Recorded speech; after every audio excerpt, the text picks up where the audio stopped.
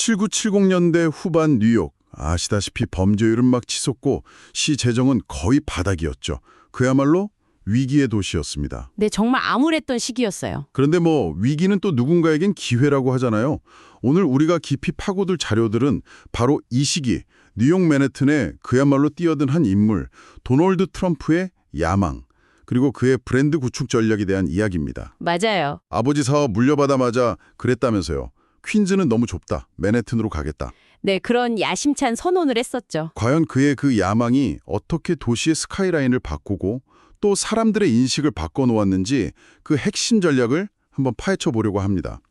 이 기록들을 통해서 당신께서 찾고자 하는 건 아마도 위기를 기회로 만드는 법이라든지 아니면 강력한 개인 브랜딩의 실체, 또 미디어를 활용하는 기술, 이런 것에 대한 통찰이 아닐까 싶습니다. 네, 맞습니다. 그리고 이 자료들이 흥미로운 지점은 이게 단순히 부동산 개발 성공 스토리가 아니라는 점이에요. 아, 그 이상이다. 그쵸. 한 인물이 어떻게 자기 자신을 하나의 강력한 브랜드로 만들었는지, 그리고 도시 전체와 미디어를 그 브랜드를 위한 무대로 어떻게 활용했는지, 그 과정과 전략을 아주 구체적으로 보여주고 있습니다. 당시 맨해튼이라는 곳이 기회의 땅이기도 했지만 동시에 정치적, 재정적 장벽이 상상 이상으로 높은 곳이었거든요. 단순한 자본력만으로는 성공하기 어려운 그런 환경이었어요. 그런 높은 진입장벽들, 그러니까 복잡한 인허가 절차라던가 규제, 또 만만치 않은 로비, 인맥 문제들, 이런 걸 트럼프는 정면 돌파보다는 좀 다른 각도에서 접근한 것 같아요. 네, 맞아요. 자료를 보면 그는 다른 개발업자들은 그냥 법을 따르지만 나는 법 자체를 설득하겠다, 이런 생각을 했다고 나와요. 상당히 대담한 발상이죠. 그렇죠. 아주 도발적이기까지 한 생각인데요. 그의 첫 번째 큰 도전, 그게 바로 그랜드 센트럴역 옆에 방치되어 있던 아주 낡은 코모도 호텔이었습니다. 아, 코모도 호텔. 당시 이 호텔은 거의 파산 상태였고 외관은 흉물스러웠고 사실상 도시의 골칫덩어리, 흉터 취급을 받고 있었죠. 아무도 섣불리 손대려고 하지 않았어요. 그쵸. 리스크가 너무 크다고 봤겠죠. 그런데 트럼프는 그 건물을 보면서 저건 죽은 게 아니다. 단지 사람들의 시선에서 잊혀졌을 뿐이다. 이렇게 판단했다는 겁니다. 여기서 문제 자체를 좀 다르게 정의하는 그의 관점 전환 능력이 엿보이는 거죠. 폐허를 기회로 본 거네요. 네, 잠재적 기회로 본 거죠. 그리고 그 관점 전환이 실제 행동으로 이어지는 과정에 또 흥미롭습니다. 그는 뉴욕시를 찾아가서 이 재개발 프로젝트가 단순히 돈벌이 사업이 아니고 침체된 뉴욕의 부활을 위한 공익사업이다, 이렇게 설득을 해요. 아, 포장을 그렇게 했군요. 네, 이건 저를 위한 게 아니라 뉴욕을 위한 겁니다. 이런 식으로요. 그 젊은 사업가의 넘치는 자신감, 또 쇼맨십, 그리고 언론을 활용하는 감각 덕분에 그는 단숨에 스포트라이트를 받게 됩니다. 결국 시로부터 아주 파격적인 세금 감면, 그리고 각종 행정 지원까지 얻어내죠. 대단하네요. 근데 그 행정적 지원 확보가 끝은 아니었겠죠? 물론이죠. 실제 호텔을 성공적으로 운영하려면 시장에서 통하는 이름, 즉 브랜드 파워가 필요했을 텐데요. 당시 부동산 업계에서 트럼프는 사실상 신출내기나 다름없었으니까요. 그렇죠. 이름값이 없었죠. 그래서 그는 이미 명성이 확립된 호텔 체인 하얏트 그룹의 문을 두드립니다. 근데 처음 하얏트의 반응은 꽤 냉담했다고 해요. 자료에 따르면 당신 같은 초짜를 뭘 믿고 이런 분위기였다는 거죠. 여기서 트럼프의 승부사 기질이 다시 한번 드러납니다. 그는 재무제표 같은 숫자를 들이미는 대신에요, 거대한 비전을 제시하면서 설득에 나섭니다. 비전으로 승부했다. 네, 이건 그냥 호텔 하나 짓는 게 아닙니다. 뉴욕의 새로운 상징을 만드는 일입니다. 당신들의 이름을 여기에 걸면 나는 이 도시를 되살릴 겁니다. 이런 식이었죠. 와, 배포가 크네요. 이 대담한 제안과 그의 그 끈질긴 설득에 결국 하얏트도 손을 내밀게 됩니다. 그리고 1980년 그 흉물 같던 코모도 호텔은 아주 화려한 그랜드 하얏트 호텔로 재탄생하게 되죠. 네. 버려진 공간이 도시 부활의 상징이 된 건데, 이 지점에서 당신은 아마 평범하거나 좀 부정적인 대상에 강력한 이야기, 스토리를 입혀서 전혀 다른 가치를 만들어내는 그 전략의 힘을 확인할 수 있을 겁니다. 바로 그 지점이 중요합니다. 그랜드 하얏트의 성공은 트럼프에게 부와 명성을 안겨준 걸 넘어서 아주 결정적인 전환점이 되거든요. 어떤 점에서요? 그는 이 성공을 발판 삼아서 자신을 단순한 부동산 개발업자가 아니라 하나의 살아있는 브랜드로 구축하기 시작하는 거죠. 여기서 말하는 브랜드는 단순히 유명세와는 좀 달라요. 어떤 특정 가치, 이미지, 스토리를 담고 있는 총체적인 상징 같은 개념이라고 봐야 합니다. 그랜드 하얏트 완공 후에 트럼프가 언론 앞에서 남긴 말이 딱 그걸 보여주는 것 같아요. 막 금색 넥타이를 메고 나타나서는 나는 건물을 세운 것이 아니라 나 자신을 세웠다. 이렇게 선언하잖아요. 아, 유명한 말이죠. 네. 이 순간부터 트럼프라는 이름은 단순한 사업가 이름이 아니라 뭐랄까 성공, 부, 화려함, 그리고 대담함 이런 이미지를 담은 브랜드로 대중에게 각인되기 시작하는 거죠. 그리고 이 브랜드를 더 강력하게 만들기 위해서 그는 미디어를 아주 영리하게 활용합니다. 인터뷰를 할 때마다 기자의 질문 의도를 딱 간파하고 대화의 주도권을 쥐고 자신이 원하는 방향으로 이야기를 끌고 갔다는 기록들이 많아요. 아, 예를 들면 어떤 식이죠? 예를 들어 재산 규모에 대해 질문을 받으면 지금 중요한 건 제 재산이 얼마냐가 아니라 제 성공 철학이죠. 이런 식으로 대답하는 거죠. 아, 교묘하게 피해가면서 자기 자랑을. 그렇죠. 언론을 정보 전달 매체가 아니라 자기 홍보와 이미지 메이킹을 위한 무대로 아주 적극적으로 활용한 겁니다. 그러면서 동시에 사치와 화려함 자체를 자신의 트레이드마크로 삼았죠. 사무실은 온통 황금빛으로 장식하고 최고급 대리석 쓰고 심지어 엘리베이터까지 금도금을 했다고 하니까요. 네, 맞아요. 당시 한 기자가 트럼프의 세계는 금빛으로 시작해 금빛으로 끝난다 이렇게 썼는데 이게 약간 비판적인 뉘앙스였을 수도 있지만 결과적으로는 그의 그 최고급 럭셔리 이미지를 강화하는 최고의 광고 문구가 되어버렸어요. 이 모든 화려함이 근데 그냥 과시욕의 발현만은 아니었다는 분석이 또 흥미로운 지점입니다. 아, 계산된 거다? 네, 자료들을 보면 그는 사람들은 내가 실제로 얼마나 부자인지 정확히 아는 것보다 내가 얼마나 자신감 넘치고 성공한 사람처럼 보이는지를 더 중요하게 여긴다. 이 점을 간파했던 것 같아요. 그래서 유명인사나 정치인들과 함께 있는 모습을 일부러 막 노출시키고 심지어 여배우와의 스캔들이나 사교계의 가십거리조차 자신의 이름값을 높이는 재료로 삼았다는 거죠. 심지어 이런 말까지 했다는 기록도 있더라고요. 좋은 기사보다 더 좋은 건 나쁜 기사다. 어쨌든 기사니까. 하하, 그쵸.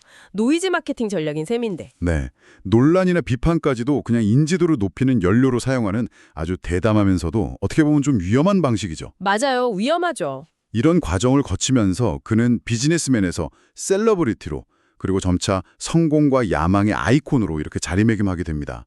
당신은 이 대목에서 논란마저도 인지도를 높이는 연료로 사용하는 그 전략을 엿볼 수 있습니다. 네.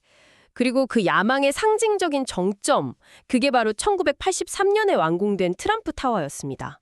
아버지의 그늘에서 벗어나서 온전히 자신만의 제국을 세우겠다는 그 의지가 집약된 프로젝트라고 볼 수 있죠. 맨해튼의 심장부 5번가의 우뚝 솟은 트럼프 타워, 그 번쩍이는 유리랑 핑크빛 대리석, 그리고 황금색 장식으로 뒤덮인 이 건물, 이건 단순한 빌딩이 아니었어요. 그렇죠. 그 이상이었죠.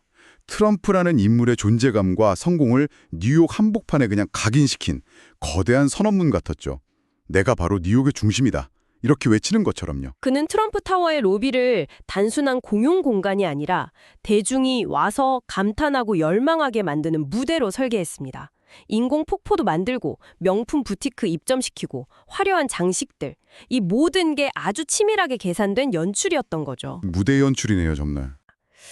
물리적인 공간을 통해서 자신의 브랜드 가치를 극대화하고 사람들에게 성공의 이미지를 시각적으로 아주 강렬하게 심어주려 했던 의도가 명확히 드러나는 대목입니다. 이 시기에는 그의 사생활마저도 철저히 브랜드 관리의 일환으로 활용되는 것처럼 보입니다. 모델 출신 이바나와의 결혼이라든지 맨해튼 사교계의 킹과 퀸으로 불리면서 연일 화제를 뿌렸던 파티나 언론 노출 같은 것들이요. 네, 그것도 다 전략의 일부였죠. 전부 트럼프 브랜드를 더 화려하게 포장하는 전략이었던 거죠.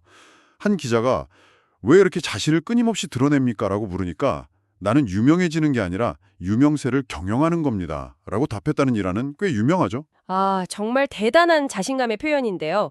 1980년대 후반에 트럼프라는 이름은 이제 뉴욕을 넘어서 전 세계적으로 성공, 부, 그리고 뭐랄까 승리의 대명사처럼 인식되기 시작했습니다. 그렇죠.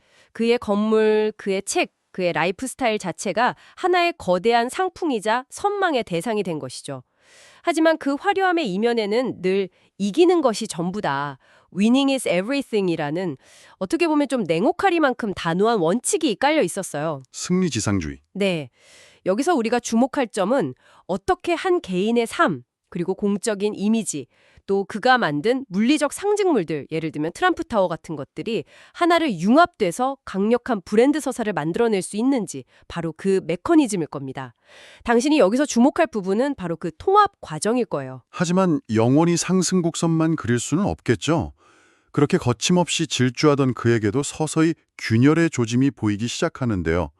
그게 1987년이었죠. 네, 맞습니다. 그의 이름을 내건 첫 책, 거래의 기술, The Art of the Deal, 이 출간돼서 그야말로 초대박 베스트셀러가 됩니다. 네, 엄청난 성공이었죠. 이 책은 그를 단순한 부동산 부자에서 비즈니스 구루나 협상의 대가 같은 이미지로 격상시키는데 아주 큰 역할을 했습니다. 그런데 이 책의 내용에 대해서는 자료들이 좀 실제 사실보다는 이미지 메이킹에 가깝다는 비판적인 시각도 함께 제시하고 있어요. 아, 그런가요? 네, 책을 대필한 작가에게 트럼프가 팩트보다는 내가 더 똑똑하고 멋지게 보이도록 써달라 이렇게 요구했다는 주장이 제기되기도 했고요. 아, 좀 충격적이네요. 그렇죠.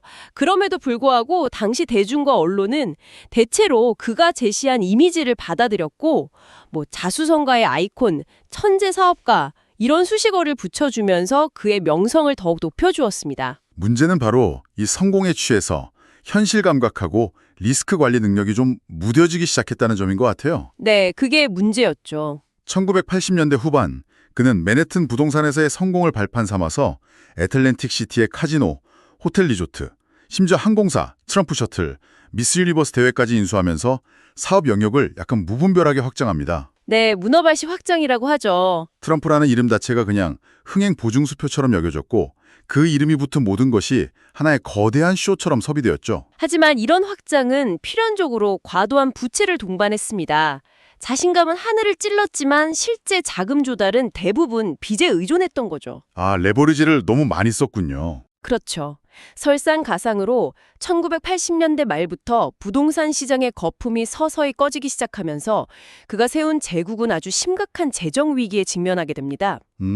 한때 그를 황금 제국의 황제처럼 보이게 했던 그 화려함이 이제는 위태로운 모래성처럼 흔들리기 시작한 겁니다.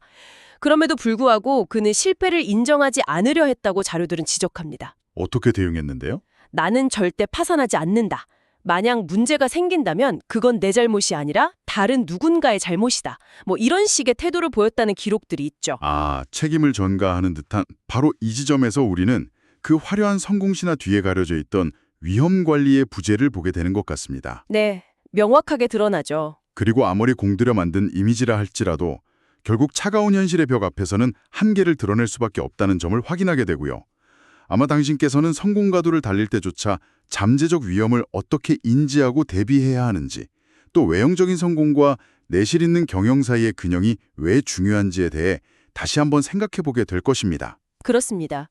그의 맨해튼 시대는 분명 성공과 야망으로 점철된 아주 드라마틱한 시기였지만 동시에 과도한 레버리지와 이미지에만 의존한 성장에 가진 그 위험성을 여실히 보여주는 사례이기도 합니다. 오늘 우리가 함께 살펴본 자료들은 트럼프가 1970년대와 80년대 그 위기의 도시 맨해튼을 무대로 삼아서 어떻게 단순한 건물주를 넘어서 자기 자신을 하나의 거대한 이미지 제국으로 건설했는지 그 과정을 생생하게 보여주었습니다. 네, 아주 치밀했죠. 위기를 기회로 바꾸는 대담한 발상, 또 미디어를 자기 PR의 도구로 활용하는 탁월한 능력, 그리고 눈부신 화려함으로 대중의 욕망을 자극하고 사로잡는 기술까지.